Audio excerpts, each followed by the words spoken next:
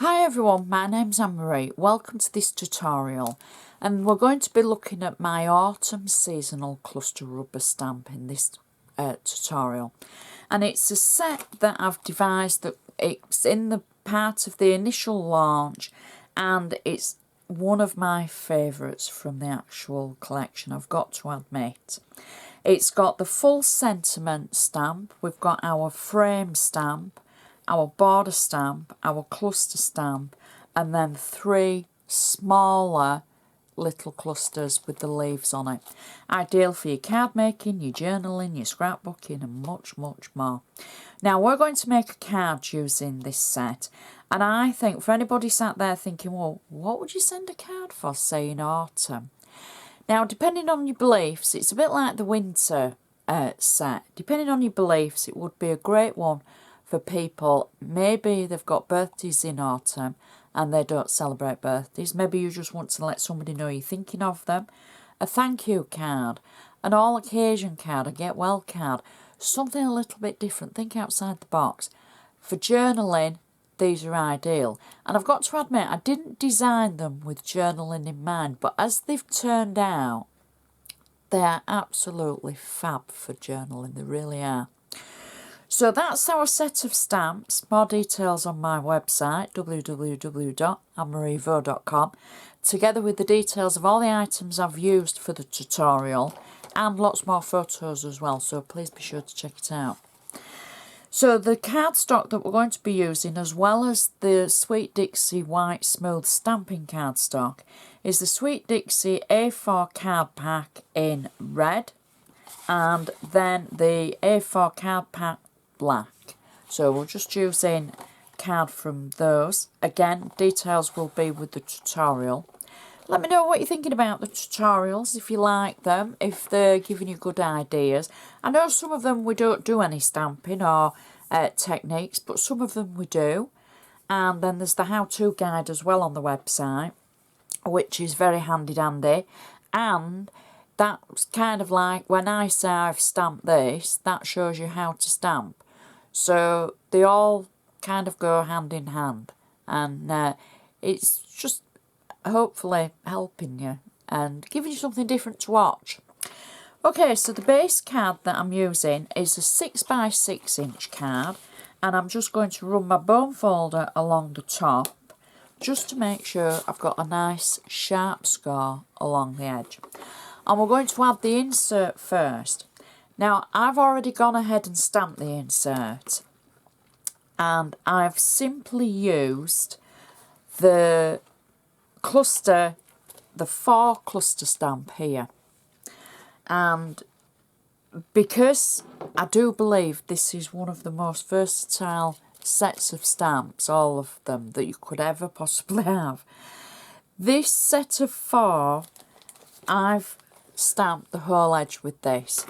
And I've used the inks, I'm going to tell you the inks, Mowed Lawn from Distress Set 2, Spiced Marmalade Set 1, Firebrick Set 2.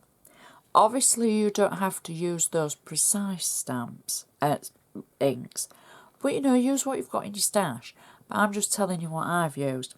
And what I've done is I've used the Mowed Lawn for the green, the Spiced Marmalade, and then I've just added a touch with the Firebrick. And then the Firebrick is the colour that I've actually shaded the edges with. And you'll see a lot more of that on the front. I've left it blank. I haven't added a sentiment. You could add a sentiment from your stash. But just on this occasion, I thought it would be nice just to have it blank. For the simple reason, if you're sending a get well card, etc., you've got a lot of room to write a great message on there to the person that you're sending it to. And I just think you could add any sentiment from the stamps you already have. And it just looks so pretty. And if you can imagine, I'm interrupting myself here. Can you imagine building an edge on a journaling page using that stamp in those colours? That would just look so pretty. So now that's our insert. We can turn our attention to the front of the card. I'm going to use my bone folder again. Now we've got lots of layers on this one, and I think it's actually a simple card because we're not using too many different elements. It's just how we add the elements together. So our base layer is black cardstock. I'm just trying to get that kind of central. There we go. Our next layer is the red cardstock, both the Sweet Dixie cardstock, and I've cut these to the normal. The first one was 5.8 by 5.8 and then 5.6 by 5.6, and that gives us a great layered effect. And my next layer is from the white smooth stamping card. I've used the same technique from the inside, just on this layer, towards the edge, but I've brought the stamps up a little bit higher. And again, I've used the fire brick for shading around the edge, and then I've used the mud lawn and the spiced marmalade to add the stamped images onto the actual stamping card. And I've just added the images top and bottom, and then I've got flat tape on the back, and we're going to add this just through the front of our card, through the centre, like that. Now, using a set of nesting dies, could be any nesting dies. I've cut a piece of the smooth white stamping card, and using the spiced marmalade ink, I've stamped, again, the 4 autumn leaf stamps, just that small cluster, stamped all over it, and I've shaded the edge and blended it with fire brick. And so this is just a die I have in my stash. It's just a normal set of nesting dies. I've got 3D foam on the back, and I'm simply going to just position that through the centre of our card, like so. Maybe tweak it a little bit. Our next layer, I've done exactly the same, but it's a smaller die cut. And I've got to be honest, I actually stamped the cardstock, the stamping cardstock. I stamped it all before I die cut it. Sometimes I do, sometimes I don't, but on this occasion I stamped it and then die cut it. Then shaded the edges with the fire brick. So this ink is the mowed lawn, and again I've just used the 4 leaf stamps from the Seasonal Clusters autumn sheet. 3D foam on the back, and this can sit nicely on the previous layer. We're not pattern matching, we're just putting that on.